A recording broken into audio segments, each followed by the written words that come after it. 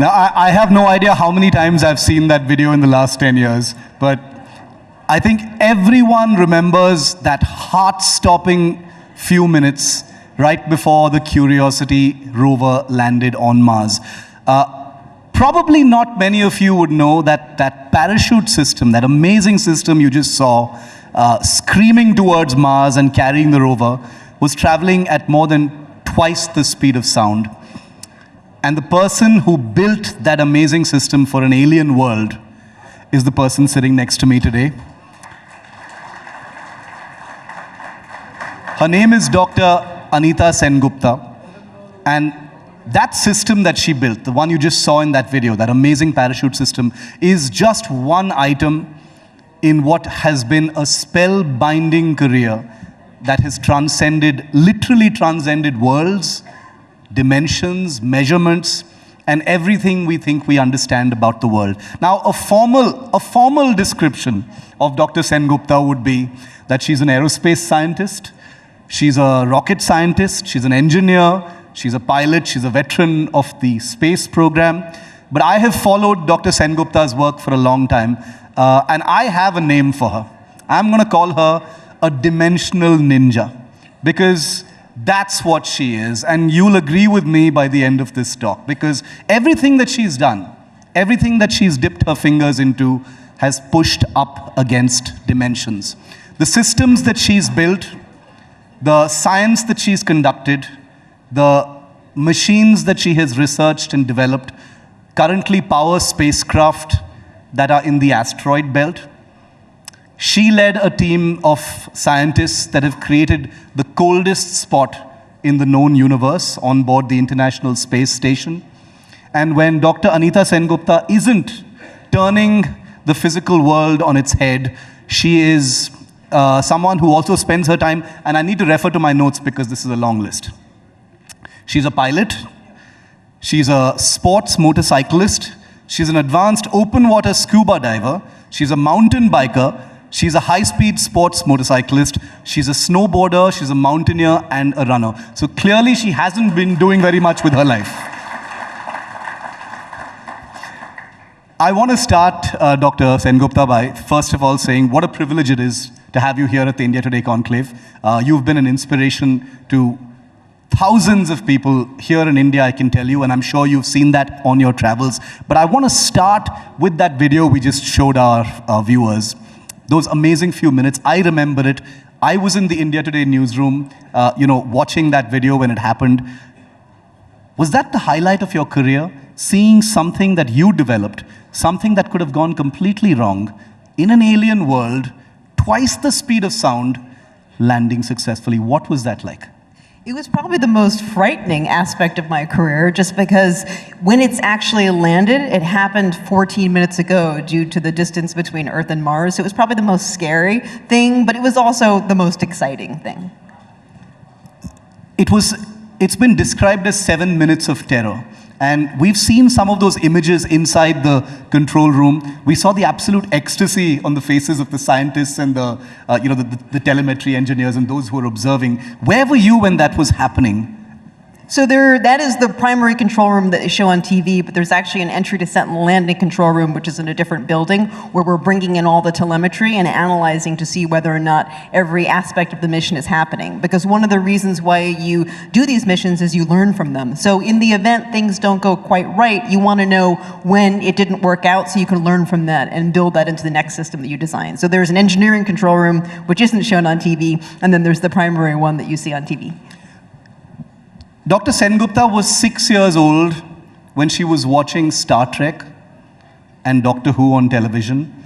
And I read somewhere that there was one magic moment when you were 6 years old, and everything that you've ever done since then followed from that one moment. Tell us about that. Was it really you watching Star Trek being inspired by it and deciding that's all I want to do now? Well, so my father was a PhD mechanical engineer. He actually went to IIT Bombay, and so I used to watch reruns of Star Trek with my dad. So I always was fascinated by space exploration and the potential for alien worlds. So I really did always know that I wanted to do that. It was more a question, do I become an engineer like my dad, or do I become an astrophysicist? And I went the engineering route. Dr. Sengupta actually had the honor, and William Shatner also had the honor of meeting Dr. Sengupta. We've got some images that we're going to put on that screen for you, where you actually got to meet him.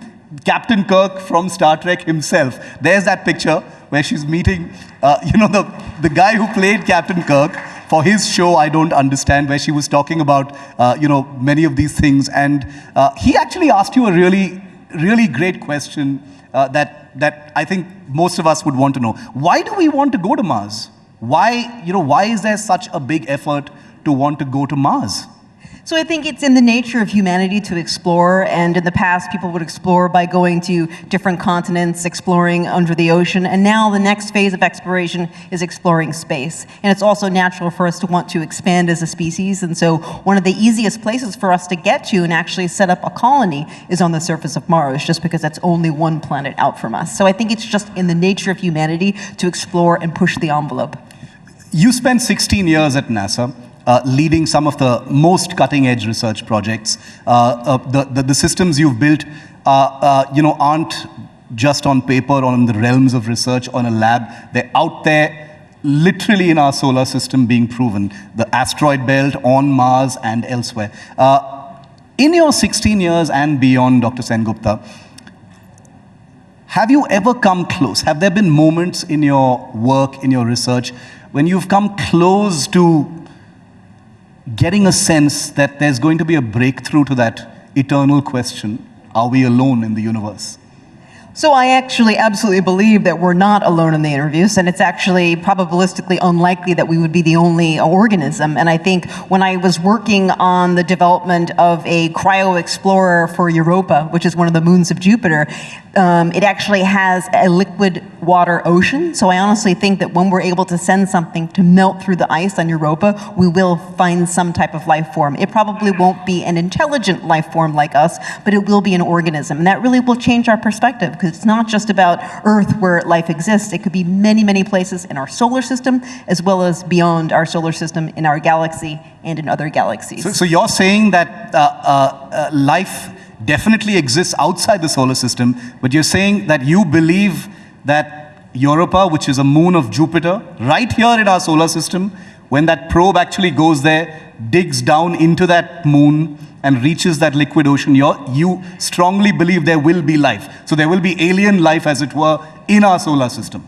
I think it's quite likely. And for example, one of the moons of Saturn, Enceladus, there's plumes that erupt from the surface of the moon, and we already know that there's organic material in those plumes because of the Cassini spacecraft. So just from a probabilistic perspective, it is very likely that we'll find organic aggregates and potentially, let's say, some sort of single-celled organism in those oceans.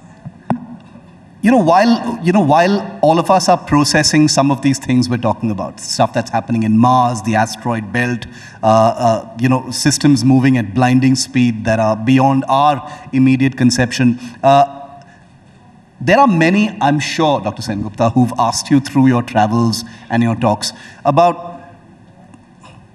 why are we looking so much into space? Why spend all this money on space travel and, millions, if not billions of dollars on a space program when we've got so many problems to solve here on Earth? How do you, I know a bit of the answer, but how do you address that question?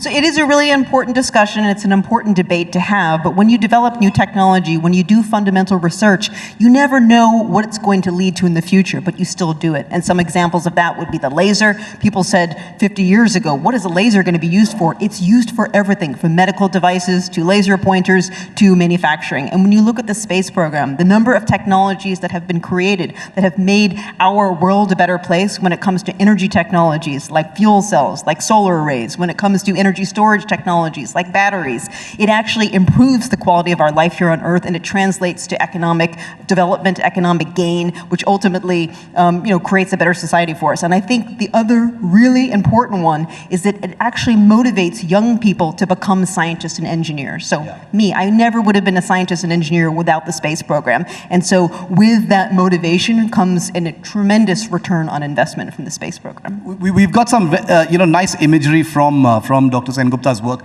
which we'll keep flipping on that screen behind us. But the reason why I believe Dr. Sengupta when she answers that question, which I'm sure most space scientists are asked, is because she's a person who has actually literally put her money where her mouth is, taken many of the learnings and technologies, her education, her career, her achievements in space research, and applied them to real problems here on Earth. Isn't that true, Dr. Sengupta? The things that you're doing right now are about solving problems here on Earth. Yeah, so in 2017, I decided to leave NASA and join a startup developing green transportation, because I truly believe that my engineering skills from the space program, the technologies that we've developed in the space program, the mindset associated with making the impossible possible has a real translation to making our quality of life here on Earth by mitigating climate change. One of my passions, apart from everything else I do, is aviation. And reading about Dr. Sengupta's newest venture, it's only a few years old, it's called Hydroplane. And we've got a picture of an aircraft that I'm going to put up on that screen for you in just a moment. There it is. Dr. Sengupta now heads a company called Hydroplane, which is researching a kind of hydrogen fuel cell, a power system for light aircraft, helicopters, that is completely emission-free, completely noise-free. Imagine an aircraft that is emission-free, no emissions, no carbon footprint, no noise, completely safe, and a huge number of other benefits. Because, Dr. Sengupta, every year, there's this one thing that goes viral on the internet. We all see a picture of this huge bunch of luxury business jets parked on this lovely idyllic airport in Switzerland, and these are business jets belonging to some of the biggest business leaders and world leaders, all trooping to Davos for the World Economic Forum. They get off these lovely business jets that have emitted all these things into the atmosphere, and then they lecture the entire world about emissions, and they lecture the entire world about green energy and clean energy and commitments and things like that. You're literally doing that. The technology that you're building now could actually make aircraft like those clean and emission-free. How far along are you? So yes, and this comes back to a prior question, which is hydrogen fuel cell technology was originally developed for the space program. It was developed for the Apollo mission. It was developed for the space shuttle. It's a really efficient form of energy storage. So the company is 3 years old. I founded it 3 years ago, and we're going to have our first flight this year. And this technology not only supports small aircraft and helicopters, it also supports vehicles which currently are operating on diesel, like trucks, transit buses, and rail. So it has the ability to decarbonize multiple forms of ground transport with electrification, with green hydrogen. Because this is something that I would say India desperately needs. The ability to plug green, clean, emission-free energy into as many places as possible. Transportation, aviation, sources of energy for the country as well. Is that something you're looking at specifically? How India can plug into this entire project? Definitely. So I think India is on the verge of an energy revolution and energy evolution. And I think instead of going the battery route, I think the government and the people here want to go the green hydrogen route. So if India can become a producer of green hydrogen, if India can become a manufacturer or developer of hydrogen fuel cell technology, not only can it decarbonize India's own carbon footprint and transportation network, it can also sell it to the larger Asian community and the larger global community. So now is the time for this technology, and it has the ability to take off.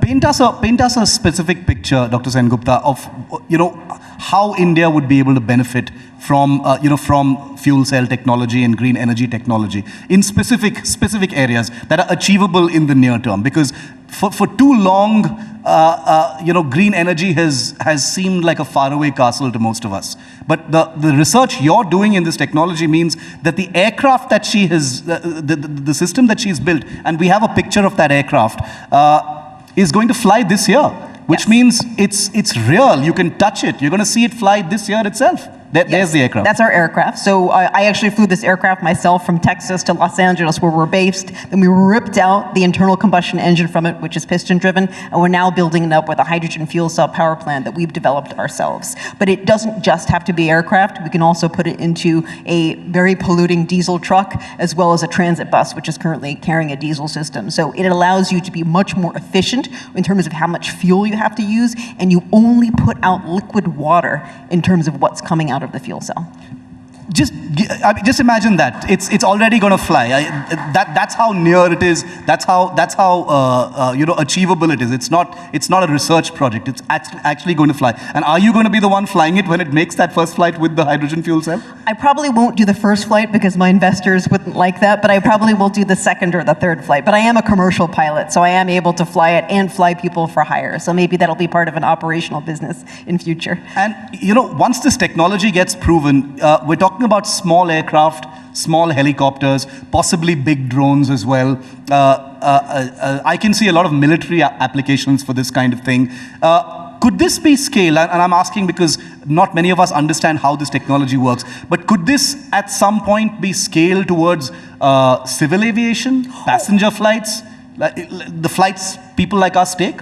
Absolutely. So we're only starting small because when you look at the certification of new technology, it's able to get the product on the market sooner if you start with a smaller system. So this is a 200 kilowatt, 270 horsepower system, right? But it's modular, so you can go up to 500 kilowatts up to a megawatt. So you can support twin turboprop aircraft soon, just not tomorrow, because it takes a few years to get certified. But from an MVP perspective, you want to get a fast go-to-market strategy, hence the initial smaller application. But the other application is marine. So marine is another big polluter. Perfect solution for hydrogen fuel cell technology. So civil aviation, and I want to talk about that because that is something that affects our lives. How would it change things? Just take, for example, any flight, any a Boeing or an Airbus aircraft fitted with this kind of technology instead of the aviation jet fuel technology or the engine that it currently uses. What would be the difference? What would be the benefits? Would there be cost savings? Would tickets become cheaper? Would it be safer? Tell us about that. So the first implementation for civil aviation wouldn't be on a jet plane just because those fly at high altitudes, and a hydrogen fuel cell is an air breathing system, so you don't get as much oxygen at higher altitudes and you have to put in an electric air compressor. So the first implementation would be smaller aircraft, let's say 10 to 50 seat aircraft that are flying at 10 to 25,000 feet, which is very implementable. And even though your experience is currently, I sit on a plane with hundreds of other people, when I fly an airplane, I sit on an airplane with very few people or not as many people. So you can have an alternative regional aircraft market, which is flying smaller planes to airports which are even closer to where you live. So there isn't a requirement to have to go into Delhi International Airport, which can be left for the big jets for the international flights. And instead, you can use smaller airports with these smaller aircraft to get you closer to where you want to go. It also couples to the urban air mobility, electric vertical takeoff and landing architecture that you've probably also heard about. So it's a different way of thinking of aviation, but the fuel cost will be less because it's an efficient system. Your carbon footprint will be zero because it puts out water. And ultimately, as the consumer, the cost of using the system will be equivalent or less to what you're currently paying. So huge benefits without any real change. Okay. Dr. Sengupta, you weren't born in India, but you do travel to India quite a bit. With this new venture as well, you have been looking at India for possible collaborations, possible benefits, and the ways you can use startup companies here in India. Tell us about that. How do you view the startup ecosystem in India right now? How do you think that could benefit some of the cutting edge things you're doing? So I think we definitely would like to start a subsidiary here, and we'd like to work with other companies on the vehicle space to give them our technology to go into their vehicles and to manufacture our technology here in India. So I think now is the time, because there's a lot of investment in this area, specifically in India. So we think we can set up very meaningful partnerships with both the large corporate entities as well as the startup ecosystem here in India. You know, another project that Dr. Sengupta was. Oh, is time up? Okay. Last question. You know, in India, Dr. Sengupta, parents are often stereotyped as those who want their children to be either engineers or doctors. That's changed quite a bit. But I heard you once say that there is no better course you can do than get an engineering degree, because that teaches you how to solve real-world problems, and it sets you up for everything and anything else you'd want to do in life. Is that something you still tell young people? And you've met a lot of young people here in India. Yes, it's something that my dad told me when I was a little girl, and it actually stuck. So I think engineering degree is the best degree that you can get, because it teaches you how to think, it teaches you how to solve problems, and from that, you can do anything. Dr. Anita Sengupta, thank you so much for being with us. Thank you. Thank you, Dr. Sengupta. For all those little kids that you were talking about, I would reckon.